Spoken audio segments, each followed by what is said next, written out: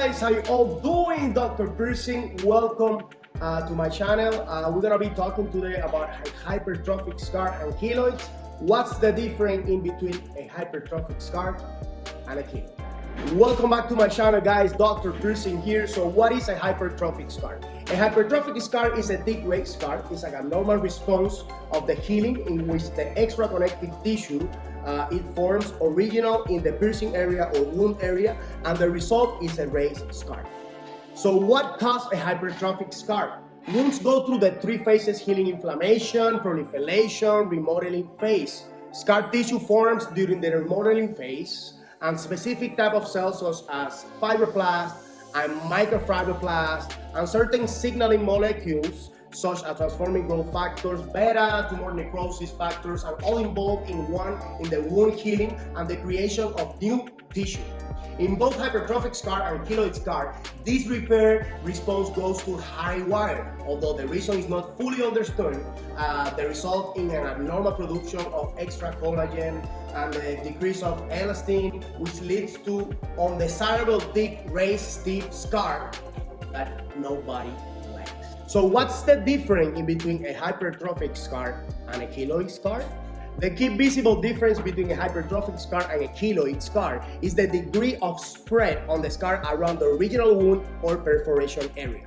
This hypertrophic scar, the extra connective tissue that forms within the original wound or perforation area, stayed within that area. With a keloid scar, is different. The extra connective tissue that forms extend beyond the original wound area or perforation area.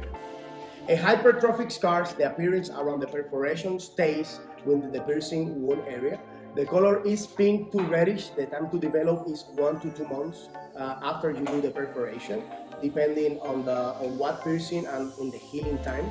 The treatment is easy, but sometimes it can become very expensive if require a medical treatment. Versus you can do also a treatment with a non-medical treatment with a body piercing.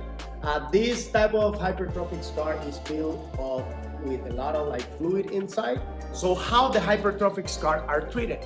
The goal of the hypertrophic scar treatment are to flatten, soften, reduce the size, lighten the color, and ease any existing pain in each of your scar. Your healthcare provider, usually dermatologist, plastic surgeon, may wait few months, even up to a year before they're treating your scar.